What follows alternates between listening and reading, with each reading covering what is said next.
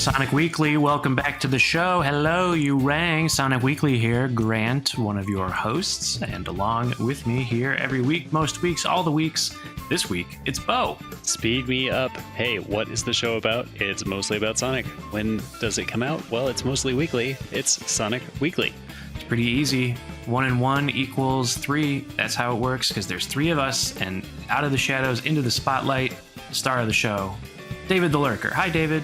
Whoa, hi Grant, hi Bo. Wow, yeah, Bo, your intro there, it seemed like you're throwing that out onto the demo reel because Grant, this is true, right? We're trying to syndicate this show on AM terrestrial radio, not FM. We refuse any FM deals. That's right. We're strictly going AM radio because that's where radio started. That's where communication started.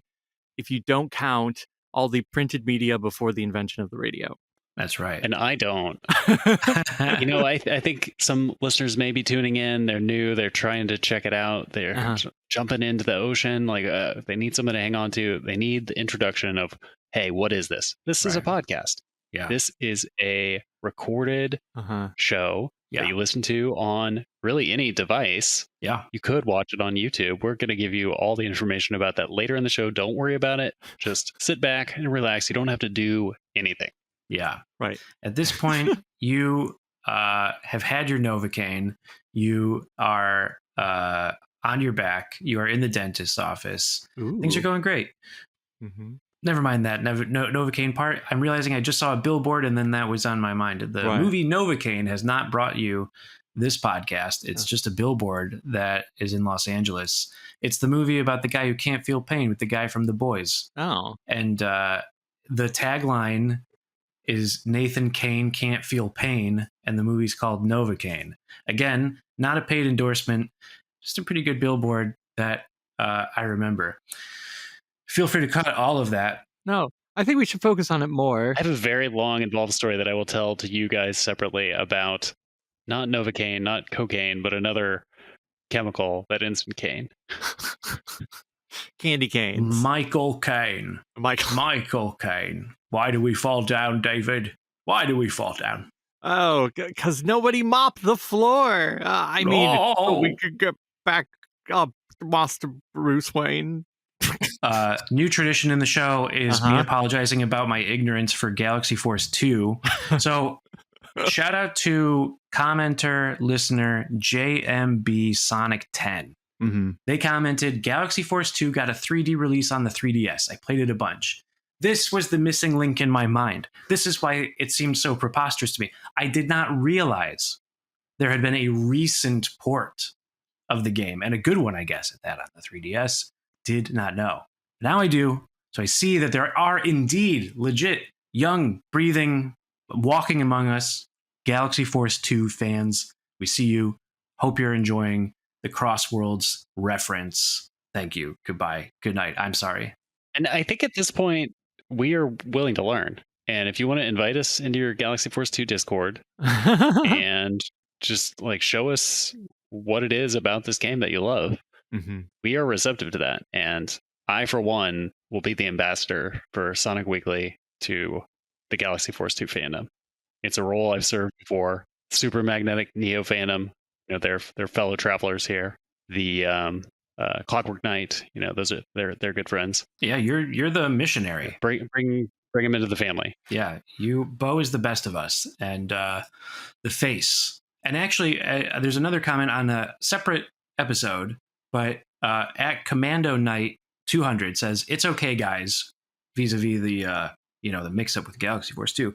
It's okay, guys. The only thought you were wrong about was Sonic Prime, pretending that it's less watchable than Sonic Underground. And then 2 laughing emojis where the tears are coming out from the eyes, and then 2 on the side laughing emojis where the tears are streaming out of the side. So that was just hilarious. The very idea that Sonic Prime is less watchable than Sonic Underground. Did we make that claim? I would not make that claim. Yeah, I didn't think I did either.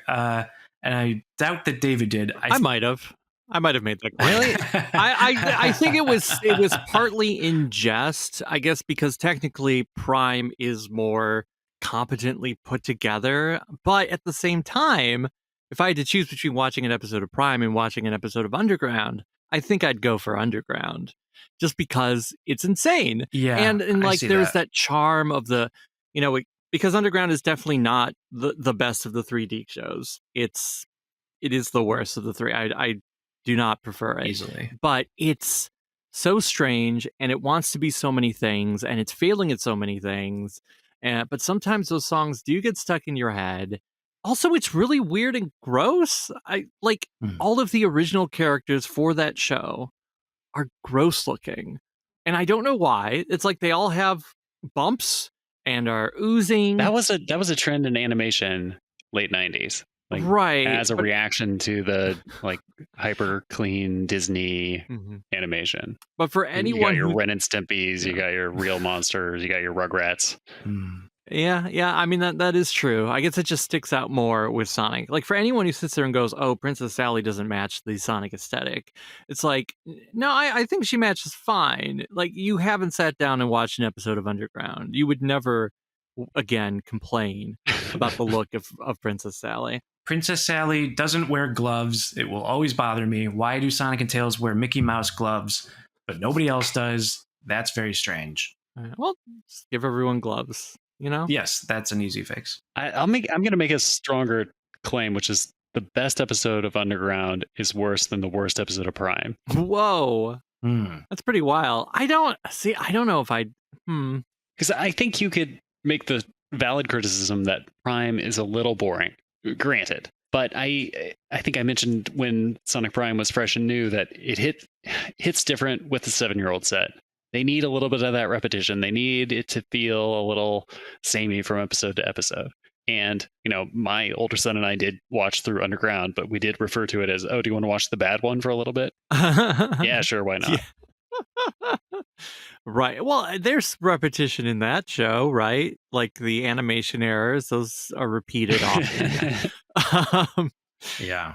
Right. Like I don't think I'd ever, if I'm on a hill and someone says, "Do you want to die on the hill?" that Prime is worse than Underground. I think I will vacate the hill. I'm not going to sit there and fight. Maybe it's because we've hit a point storytelling wise, like we have the movie franchise, we have, we've gotten Frontiers, Shadow Generations, like the bar has been going up in terms of what is Sonic and what we can experience with Sonic. And Sonic Prime it almost feels like a leftover from a different point of what is Sonic and how will we define Sonic. If that show had come out right after Forces, it would have made more sense to me than it coming out when it did. I'm with you there. And if the name wasn't evoking like, oh, this is the Prime era of Sonic, this was like Sonic Mid, you'd probably be fine with it, right? Oh yeah. The Sonic 4 problem. Yeah. The labeling. Yes, right. The labeling issue. Right. And I think like I know I've definitely stated my grievances about Prime on this show before. Well, if they ever did season 4, aka season 2, I want to see some alternate versions of Sonic the Hedgehog, because I think half of the fun would be Sonic meeting himself and being like, "I don't understand this guy. He's a little messed up." And the other Sonic being like, "No, I think you're the one who's a little messed up." But they're exactly the same. So give me something more. I think Sonic Prime is easily more competent, more polished, but Sonic Underground is more interesting and more insane. And so I think I could see, I don't know which way to go. I think 2 out of 3 Sonic Weekly hosts agree Sonic Underground is better than Sonic Prime. I think that, I guess we are making that claim. Right. You were like, we definitely didn't make this claim, but on, further consideration, 2/3 are making this claim. I am the voice of the listener. I'm the voice of, reasonable people everywhere. You're the voice of the youth as well. That's right. You are the voice of the young people, just like Little Mama was back in the when did that album come out? You remember Lip Gloss? Lip Gloss is poppin'. Lip Gloss is cool. She also... Oh, yeah. Right. My lip gloss is poppin'. My lip gloss is cool. Yeah, all the boys keep stopping. They chase me after school. Right. Yeah. Nobody's thought about in the 15 years since. But her one... It was used in a Girl Talk album. So I know that part because it was in a remix. Yes. Well, right. I was amused. because she also did a one of those remixes with the Avril Lavigne song "Girlfriend," and they were pushing it so much they even recorded its own unique music video where Avril Lavigne and Little Mama are palling around. Either way, the name of her one and only album, unless she came out with one in the last year or two, is Voice of the Young People, right? Isn't that what it's called? I'm saying to myself. Little Mama is also the name of one of the feral cats that we feed.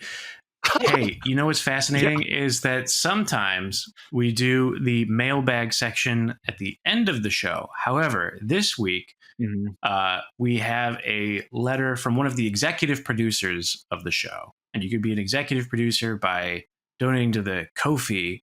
So this one's from PigDan, so it needs to take precedent and drive the conversation, or at least come first. Yeah, you're going to go to the front of the line there. You're going to go ahead of the discussion of whether Avril Lavigne has played Sonic. Well, no, you're not. Has Avril Lavigne ever played Sonic the Hedgehog? That is. And would she come on this show? Absolutely, and absolutely not. She might. I mean, what else is she doing? I don't know. I think relations between the U.S. and Canada right now are frosty. Yeah, you're right. And it might be, I don't know. Maybe she would. So PigDan wrote us a letter. PigDan wrote us a letter. Hey there, Weeklers. This is about to get sort of heavy, and I'm not talking about the Knuckles is Chaotix character. How do you personally tackle video game backlogs, especially with Sonic content you may be interested in returning to or starting fresh? For instance, what do you do when real life gets in the way of your sweet blue rat time and you're overwhelmed looking at your game library backlog and wondering how long it could take to complete all this stuff? I think this perspective, he continues, while probably natural for at least some of us to experience, could seriously sour the experience of gaming significantly. But that's just a suspicion, and something I want to avoid in the future. I guess it's just real life, and there's simply too much entertainment out there now, but maybe it could be managed better. Perhaps it's just a conscious mindset and involves proper lifestyle scheduling. What do you think? Did anyone ask this before? Really love the podcast. Thanks, and have a PigDan week. He didn't say that part, but let's assume he did. That's your new catchphrase. Thanks, and have a PigDan week. Thanks, PigDan. And backlog. How do you handle the backlog of games or entertainment or whatever? I've heard of this phenomenon. I'm not much of a hardcore gamer, but I do think a lot about, am I consuming enough leisure? Because I think a lot of the time I spent away from the Sonic world, I was not consuming enough leisure. I was working a lot. I was parenting a lot. I was folding a lot of laundry. You still got to do all of those things. But then in the times that I was not doing those things, was I like focused on Sonic? No, I wasn't. I needed to correct that in my life. And I did. Yeah. And then Saturn, you filled a planet-sized hole in your schedule. That's right. Yeah. What was I doing with that time before? Paying bills, yard work. Work. I'm going to hire that out. I'm going to think more about Sega in the 90s. I think that's sensible. Or you could just give up yard. Like you could lease your yard to other people who want to use it. That's a good idea. Isn't that how it works? Yeah. Because instead of you paying somebody else to do the yard work, somebody's paying you to just be on the yard. I feel like this is something that medieval times instigated, and maybe I shouldn't suggest it because I took it more as like Airbnb, right? It's like, I don't have a backyard at my house, but okay, that makes. I'm gonna get on the app and I'll just use yours for the afternoon.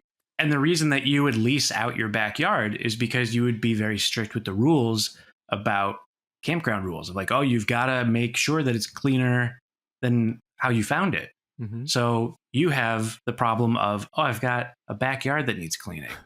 Well, here comes somebody that's going to stay in it for a few hours, pay you for that, and then clean up after they leave. This would be like an 8-figure idea in 2011. I think, sadly, the venture market has moved on to other things. We just got to take it to, I think it's, we could take it to the sharks. People coming onto your yard and paying for that. Get on my yard. Maybe that's hey kids, get on my yard. Get on my lawn. Wow. Get on my lawn. You are not legally responsible for any harm that they may incur while on your yard. Yeah. It's important. Put that in the fine print. David, do you have a backlog? Technically, yeah, I do. Right. I know that, like, the idea of what is leisure and what is not leisure, and then you struggle. Because even if you don't necessarily have a lot to do, sometimes you can't bring yourself to do the fun thing because you're like, I should actually be doing something else. So instead, you sit there and spend your leisurely time doing monotonous engagement with, like, oh, I'm just scrolling through Instagram or Twitter or, well, now Blue Sky, right? Or even just like, I'll watch the same thing I've watched 100 times instead of watching something new, because I don't want to pay super close attention to whatever it is, because maybe I should be doing something else instead. And that has been a struggle, on and off. I feel like I've managed to be better at it, even though I do still have a backlog of things I would like to engage with. I have a whole digital library of movies and TV shows I want to go through. And last week I was like, oh yeah, I've got Kingdom Hearts installed on my computer. It's ready to go. Haven't touched it in the week since I mentioned that. I have done something else, which we'll probably talk about later, but like in slightly more in depth. But part of the question where it's like, especially with Sonic content you may be interested in, I feel like no matter what, I do carve out the moments for Sonic. Yeah. There's a new Sonic game. Well, then that has to take priority. You know, the new Sonic show movie, well, I got to see it as soon as possible just because it's the Sonic thing.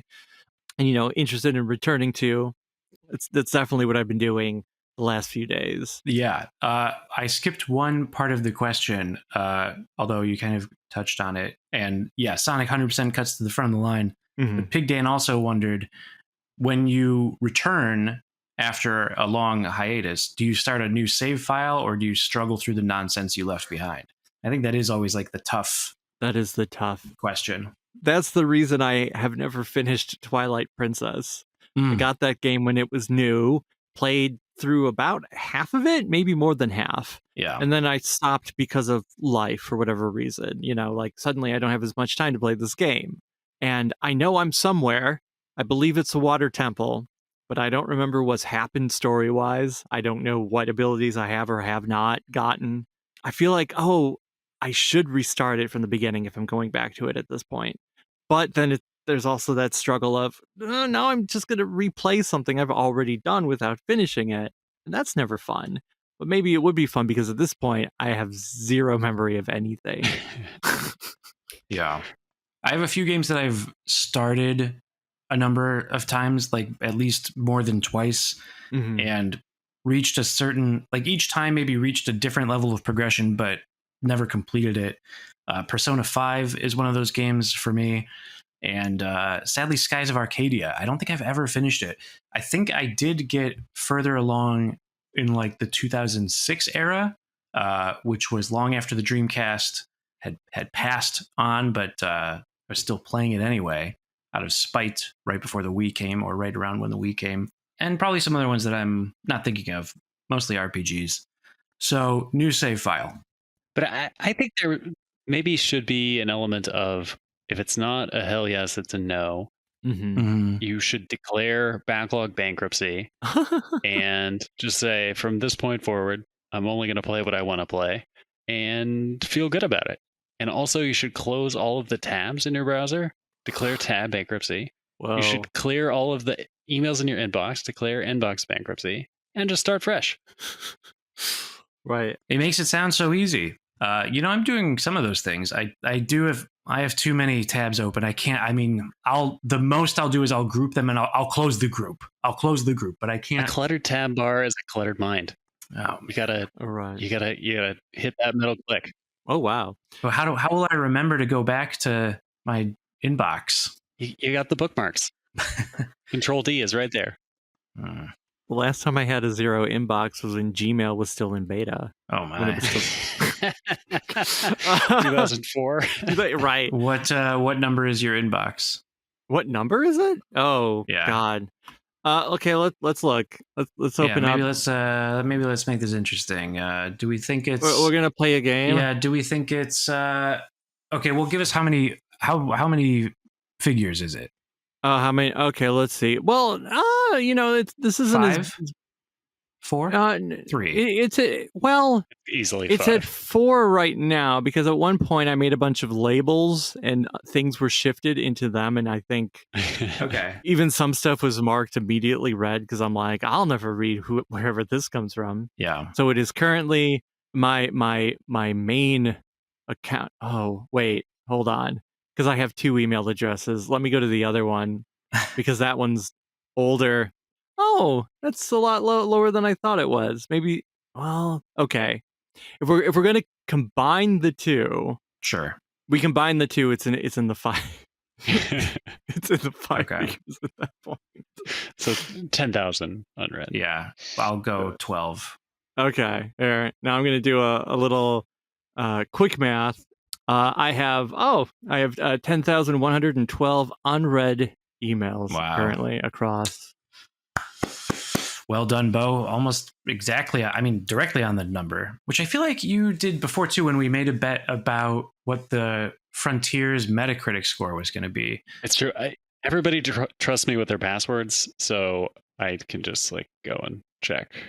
Like, oh, what did they write in the reviews? What's David's unread count? I just Right. pop in there. I see. You've got insight. You got it. Yeah. Backdoor access. Right. According to this email, I've received a directed deposited of $11,979, $37 $. Oh, So that sounds sounds good. Yeah. Yeah. I'll have to check that out later. That windfall. Well, reply and tell them to check out the show and send that via Ko-fi.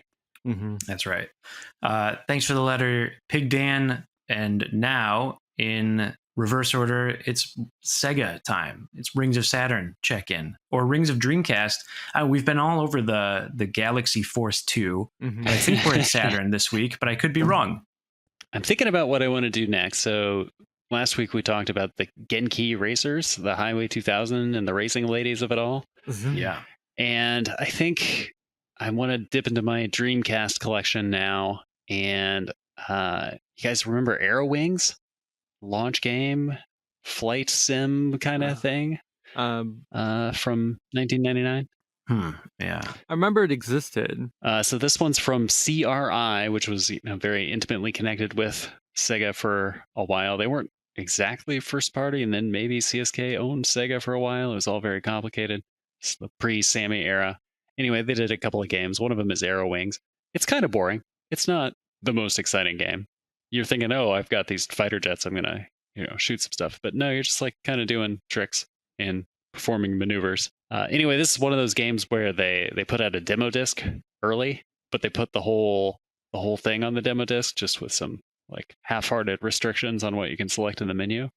So I gave those menu restrictions a stern glance, and now we can look at the early version of Arrow Wings. And there's a couple differences. They've corrected some spelling errors. Wow. They tweaked a few things. Nothing cosmic that the Hidden Palace crowd would be super excited about. But I think like Arrow Wings in general, it's just kind of a cool vibe. And you're looking up in the blue skies, and you got these cool planes that you're flying and doing tricks with. And a fun little Easter egg: you can unlock a dolphin to fly as. Whoa. So it's not Echo the Dolphin necessarily, but if you take a video of that and say like, hey, guess which Dreamcast game this is, people will not get it because what other Dreamcast game has a dolphin? And also a guest character or a guest vehicle is the Buggy from Buggy Heat, another Dreamcast launch. Is it a launch game? Let's call it a launch game. Also by CRI. So just all sorts of moderately interesting things in this wonderful Dreamcast launch game. Oh. Thank you. Yes, absolutely moderately interesting. That's the tagline for this show, I think. Yeah. Yeah. And our extended network of friends like Barry from Sega Bits. Hey, Barry. Hello, I'm Barry. This is my moderately interesting bumper. Did you know we're covering something at Sega Talk? Yep. Hey Sonic Weekly listeners, Barry from SegaBits here to tell you about a podcast that you might enjoy. On the latest Sega Talk podcast, George and I look back on the best, worst, and weirdest accessories for the Game Gear, Saturn, and Dreamcast in part 2 of our Sega Accessories Retrospective. Watch or listen at youtube.com/SegaBits or search SegaBits on your podcatcher of choice. Okay, David, it's a reversey episode. It's a Uno, Reverso, Flippo, Wacko, Jacko. What? No. You guys know the card game Skip Bo you would occasionally see in the 90s? Oh yeah, Skippo is like you've played Uno 100,000 times, and your parents are at the store and they're like, "What else is Uno?" And at the time, all the Uno variants did not exist. That's when they grabbed Skippo. Yeah, I never get a turn. How often were you forced to play Skippo and just sit and watch everyone else have fun? I don't know if I've ever actually played it, but I've seen that pack of cards in the store a bunch of times. It's about numbers and going up, and then you can I'll do the Uno thing where, hey, now you got to take 4 cards. I don't really remember much about it. It's in my backlog. Oh yeah. It's on your Steam library. It's news to me. And speaking of news to me, I haven't looked at any Sonic news this week. Whoa. What's going on with the franchise community and so forth? Well, there's been a lot going on. We're gonna start not with the biggest news story because we're gonna keep on going backwards. So we're gonna start. Evan Stanley. We're all familiar with her work on the IDW books. Also, what was her most recent Sega title? The official artist, the Sonic, the canon, whatever. Do you know what I'm talking about? No clue. What's it called? I was going to say the Sonic Story Group, but that's wrong. There's the Star Wars the Story Lore Group. Council. The Lore Council, right? She was like, of course, she's part of the Lore Council. She was given a promotion in that, where doing official artworks. I don't remember the exact title of it.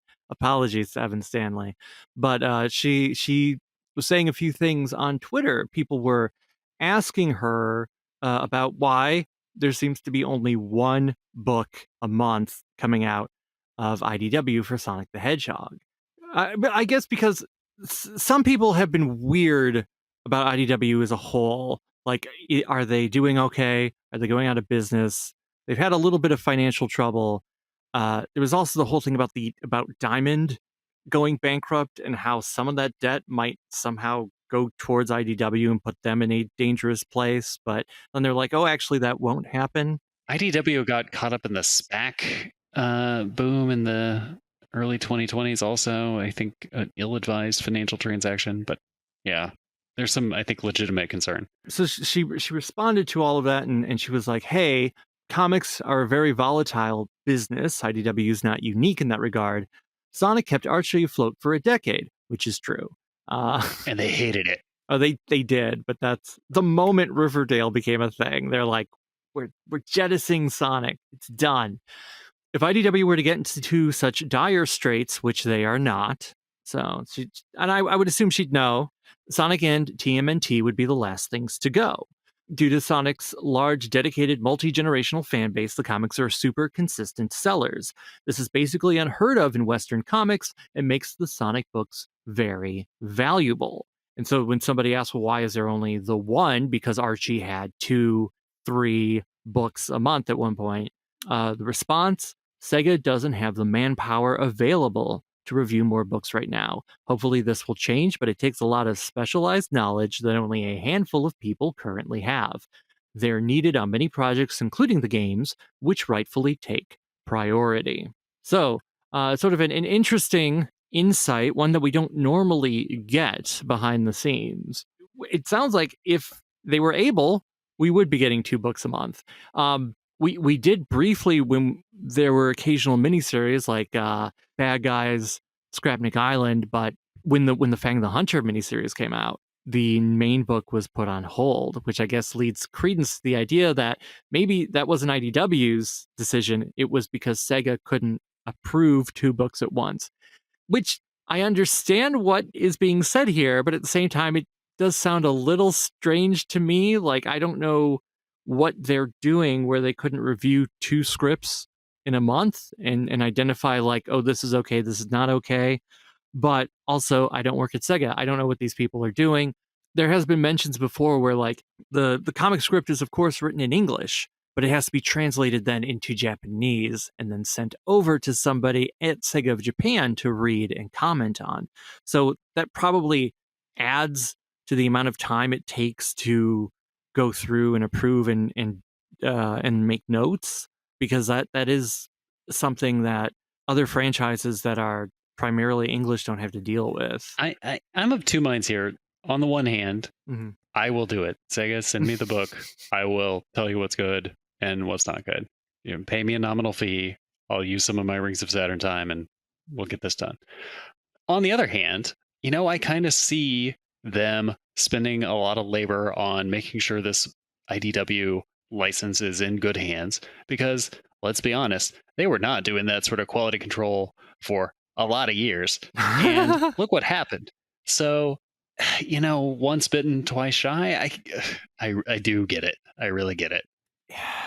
Yeah, like, while I do miss the Archie era, I miss that they were able to be so wild and experimental from Sega's point of view. I understand 100% why they don't want to do that. Even if I disagree, and I'm like, let the comics be weird again. Let them just be a little weird sometimes. It's like, yeah, I guess, because they want the synergy, the franchise synergy. The comics have to match the games, and I mean, even still, there are people online who complain about Shadow's portrayal or Sonic's, or why is this thing happening, or why is that thing happening. But I guess the comic itself is fine. Like, it's not going away anytime soon. Even when people were like, oh, if IDW went out of business, that's the end of the comic, right? I'm like, no, if something actually catastrophically happened to IDW, the license would hop to another comic book publisher because it's too valuable. And probably a lot of the talent, and we know that because it happened. Yeah, it already happened once before. So anyone who's like gets scared, I don't think they need to. And even if IDW went bust tomorrow, Sega owns everything, so it doesn't matter. You wouldn't have the reboot situation, which I know it's given some people Sonic PTSD, you know. Right. No, Sega can write checks to Ian Flynn and John Gray and Tyson Hess, and they're all okay. Yeah. It sort of leads into another story where, hey, Sega is looking to hire some people, or one of those, someone who would read the comic. I don't know. They said they want to do it via merger. That was a strange element of it to me. The stories is always coming from sonicstadium.org. The recent investor Q&A, that is a little strange. Sega has several studios, but where will it focus its efforts among them in the future? Is it considering M&A as well? Which sounds sexual, but I guess it's just mergers and acquisitions. Yeah. Not as fun. Well, I guess it depends on what exactly being merged in acquisition. But whoa, hey. Oh, is that too spicy? I'm sorry, Smoovies. You can edit that one out.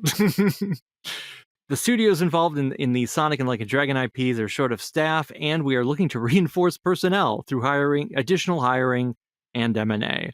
So like you said, it seems like they want to buy more companies, and that will give them more employees. They could buy IDW. I mean, is it that far afield from Rovio?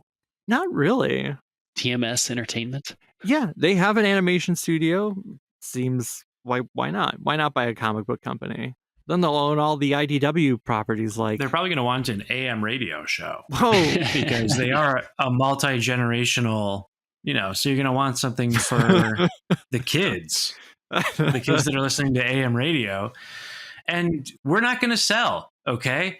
It doesn't matter how big the check is. It doesn't matter how many Brinks trucks you back up. Wait a minute. I mean, let's talk. I'm not speaking for Grant here. If they try to acquire this podcast, I think it would be a merger of equals. Yes. Right? Like, maybe they rename the company Sonic Weekly. Whoa. Sega Sonic Weekly. Yeah, I think Sega Sammy Sonic Weekly. Yeah. No, we're cutting Sammy out. Sammy, I'm sorry. Right, sorry, Sammy. What is Sammy doing? Sammy's not doing anything. Yeah. The pachinko. You go run your resort. pachinko islands, and we'll be over here. Oh, Yeah. So, all right. Well, we got that one figured out. And then, was there any other news? Or did I miss the point of the? well, I think guess we got there. yeah, I think it is just Sega is looking to hire more people. Evan Stanley mentioned that there aren't enough people to approve more than one book. The two aren't necessarily correlated, as in Sega is hiring people to read comics, but it is like Sega is looking to expand and grow. Because I know in previous reports, like Sega itself is not always doing the best financially, but the game side of things has been doing well. In fact, they were named the #1 publisher of 2024 according to the Metacritic scores. Like they had the highest Metacritic scores. Whoa! Which Sonic X Shadow Generations contributed to. Wasn't the highest scoring game. That would be Metaphor and Like a Dragon. They do benefit a lot from catastrophe. So like the Sonic movie coming out just before the COVID-19 pandemic, Yeah. and just running the table on the numbers that year. Great for Sega.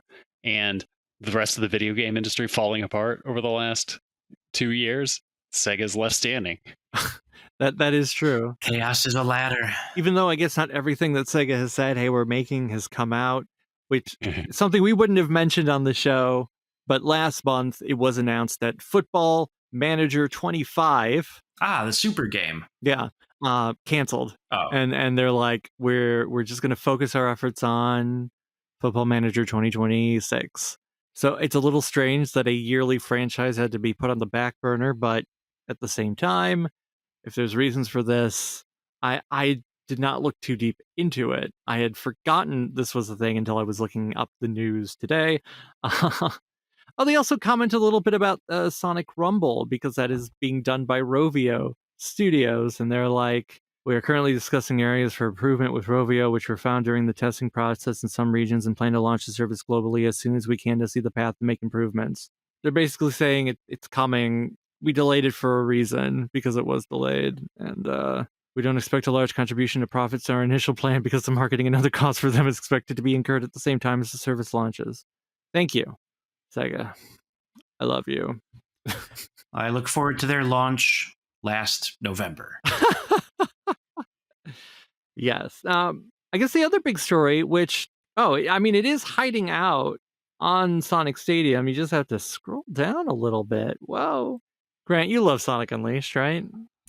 You know, for the sake of where you're going, yes. Yeah. Whoa, you love it. You love it so much that the moment it was announced that Unleashed recompiled a fan-led effort to basically port the game to PC, make it playable natively. Whoa, it's happened. Is that how you say it? You say it's how did you say it? It's not recompiled? Sonic Unleashed Recompiled? Recompiled, that's right. I got recompiled with Sonic Unleashed. Mm-hmm. Yeah. Yes, this is exciting. I mean, especially there's been a lot of talk over the years. Hey, why doesn't Sega port Unleashed to the PC? And it's always, I guess, sort of been in that weird place because people like it, but maybe not enough people like it. And compared to games like Colors and Generations, like they sort of took prominence in when it came to what's a boost game. But Sonic Unleashed, I mean, it felt like the last game Sega gave a budget to for Sonic for many, many, many years. I mean, I might have certain issues gameplay wise, but it looks pretty. And I think it's still fun to play. It is one of my favorito. That's not a word. Please cut that out. It's one of my it's one of my favorite Sonic games. Yeah. Right. To be fair, you say that about every Sonic game. Oh, that's true. And also that Underground is better than Prime. Oh, yeah. Well, that's reasonable. No, but this project is a marvel of engineering. Like, really great job to this team. I haven't examined all of the details, but what I've seen is just really cool tech being applied to this. And, I think it's going to be stuff that other retro enthusiasts start looking at. And, once again, the Sonic enthusiasts are pioneering the way. Like, the people who dive into the assembly of the 16-bit Sonic games like have applied hundreds of thousands of dollars, maybe millions of like time, like what you would need to hire a reverse engineer, and it's all to like, you know, how does spring yard work in Sonic 1. Very carefully. Springs everywhere. Yeah, I mean, it is crazy. On the GitHub page where you can download it, github.com/hedge-dev/unleashed recomp, it does mention that the inspiration came from the N64 recompiled project, which allowed for Zelda 64 to be ported to the PC. The whole thing is like you download an installer and then you need the original game files elsewhere. So there is a description as to how to rip these files from your own 360 because there's no other way to acquire these files. Yeah. But yeah, they have mentioned that a lot of the tools that they developed to allow a 360 game to work natively on the PC, that they can be applied to other games on the platform. So of course the first thought is, oh baby, here comes Sonic 06. But really, we don't have to limit ourselves to Sonic the Hedgehog, or I guess even Sega as a whole. There are plenty of things that exist on the 360 that I know there's been work on emulators, and sometimes they're fine, but you do need a high-end machine, and they won't always work perfectly. We weren't at a point where Xbox 360 emulation gave us a perfect Unleashed, but now we have a perfect Unleashed. I've been spending some time with it, and the last time I tried to play it was on a 360 and my power supply was dying. Now I don't have to, and I just never got around to replacing it. That was on my backlog, buying a new plug for the 360. Don't need it now. And I've already pretty much gotten back up to the point where I did back during the COVID time replay of Unleashed. I'm having fun with it, even if sometimes Sonic is so slippery. Yeah. But I'm sure somebody will make a mod where they'll remove that thin layer of soap over everything. Right. But yeah, like built in, this is the biggest thing. There's a toggle to turn off the battle music that's there natively. And it is a game changer. If you gave this game that alone, that bumps it up 1 to 2 points on the review scale. Like, you don't realize it. It still plays when you have to, you know, you get to the bit where you're in the entrance stage, or not the entrance stage field, the village area, and you got to take someone's photo, and you hear the battle music when you fight those enemies there. That's the only time you hear the music in that game. And when you hear it, you're like, oh my God, I can handle this for 2 minutes and never having to deal with it in any level, any actual level. It's so jarring because like the night versions of the songs are a little quieter, a little more turn up the volume, but then you stumble into an enemy area and then it's, you know, turn up the horns, let's go. Yeah. That's all gone. It's like I immediately turned it off, and this playthrough has been so much better. That is the quality of life thing that the game needed, and now it's there. So if you haven't downloaded it, you should, I think, because like you don't need a super high end PC either. If you had looked into 360 emulation, you're like, I don't think my system can handle it. This works pretty well. Like the minimum system requirements. What do we got? What is it? Intel Core. What? Intel Sandy Bridge. What does that mean? I don't know what that means. Well, it sounds like my PC, which can handle Rocket League, but not Fortnite. Seems like it should be up to the task. It can handle Sonic Lost World, so it should be able to handle this. I played Sonic Unleashed most recently on the Xbox Series X, which until this was, I had been led to believe, the best way to play Unleashed. But now there's an even better way to play Unleashed. It's been dethroned. And I guess I will have to sell your Xbox Series X. Oh yeah, give it another go. Yeah. Well, I mean, this is the M&A Sega should be doing, is merging. Yeah, merge with this group of reverse engineers who can bring your old library back to life. Yeah. It makes sense. Yeah. It makes sense to me. Like, if Sega were to announce tomorrow we're porting Unleashed to the PC, you have to bring more to the table. And if you're not just hiring this group and making this the official release, then you have to like go above and beyond and incorporate like the Wii/PS2 stuff and make it worthwhile. Throw in the mobile game. It just seems like such a easy win. Mm-hmm. You know, I mean, I'm not no businessman. I don't know. I just work here on the podcast. Been working on it since I was a wee little lad. The podcast minds. And it just seems like there surely must be a way to be able to license this, to be able to just pay them what they, you know, there's got to be a way. Somebody, they got, how can they not figure this out? Yeah. Somebody figure it out. It's a game changer.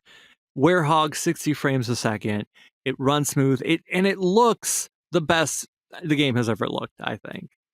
The textures are so crisp and clear, and you can see why this game, like, it had so much love and attention, and you can really look at the little details, like even the details of like you're just standing there staring at the NPCs in the cities, like staring at their facial expressions and the way their eyes move. It's things that I've never noticed playing it on a 360, even with the HDMI cable plugged in.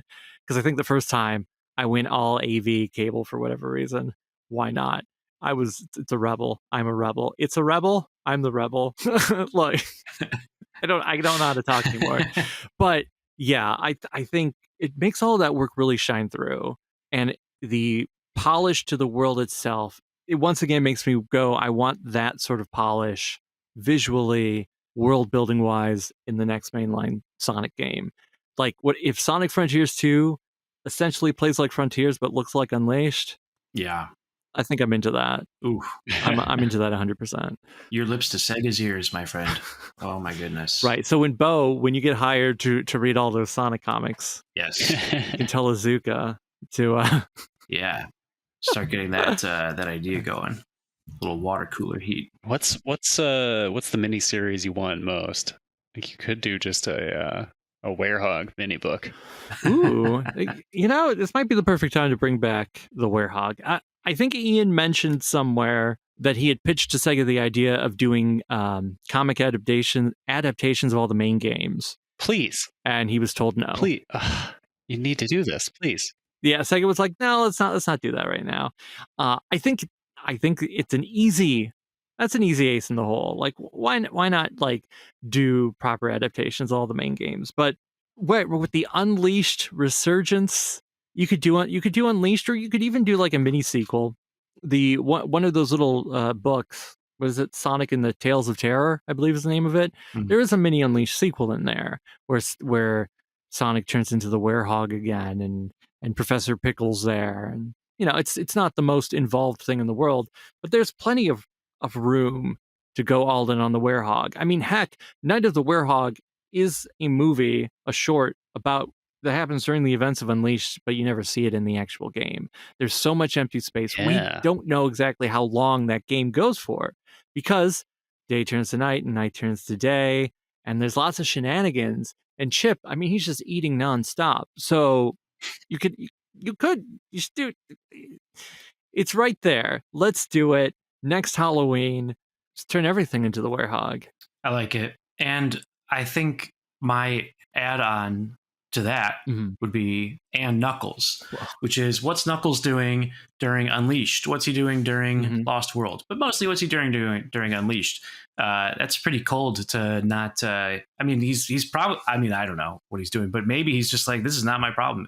Angel, welcome to how Angel Island lives. We just sort of hover, and study military tactics. This is fun. Of the losing side.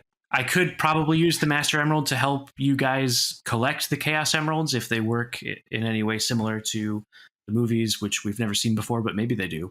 It's like, nah.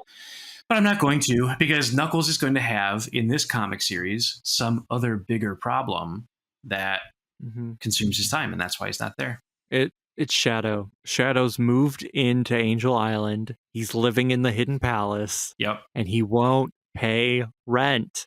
Exactly. And it is, what do you do with a squatter that's the ultimate life form? What do you do with that? I guess there's not much you can do. You can try punching him, but you don't want to fight too hard, because you don't want to destroy the priceless artifacts inside the Hidden Palace zone. Oh. What if we had like a Jackie Chan battle scene, but he's like also like catching the ancient ruins that are falling down so they don't break? And Yeah. Ooh, that sounds fun. Yeah, I'm into it. Bo, have you played the Recompiled Unleashed, or have any plans to revisit Unleashed in any? When's the last time?